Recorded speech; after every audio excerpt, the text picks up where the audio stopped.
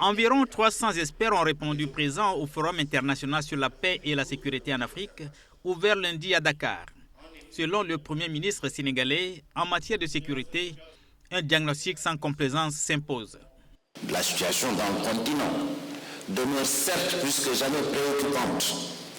À la lumière des nombreuses crises qui constituent le quotidien des États, en proie au terrorisme international et à ses phénomènes connexes, favorisés par la porosité des frontières, la circulation des armes, la faiblesse des institutions et parfois le déficit démocratique.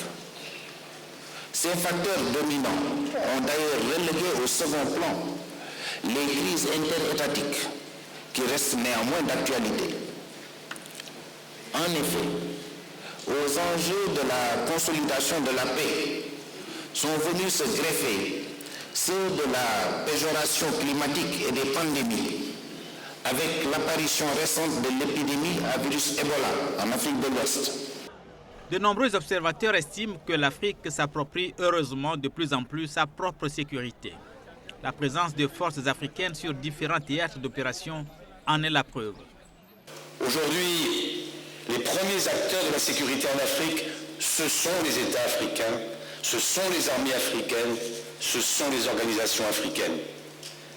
Dans toutes les crises, c'est la voix de l'Union africaine, monsieur le commissaire, qui se fait entendre. Dans toutes les opérations de maintien de la paix déployées en Afrique, je constate que ce sont les contingents africains qui fournissent l'essentiel des effectifs. Ce sont également les soldats africains qui ont payé ou qui payent un lourd tribut à la cause du maintien de la paix.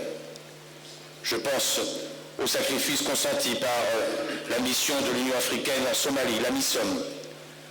Je pense plus récemment aux pertes subies par les contingents tchadiens, nigériens, sénégalais, burkinabés au Mali. Le groupe des sages, le système continental d'alerte rapide, la force africaine en attente, le programme frontière de l'Union africaine, le cadre de reconstruction et de développement post-conflit, ainsi que les instruments africains communs de lutte contre le terrorisme et la prolifération des armes constituent autant d'outils mis au service du Conseil de paix et de la sécurité de l'Union africaine afin de nous permettre de remplir son mandat de promotion de la paix, de la sécurité et de la stabilité sur le continent en étroite coopération avec les partenaires internationaux, au premier rang desquels les Nations Unies.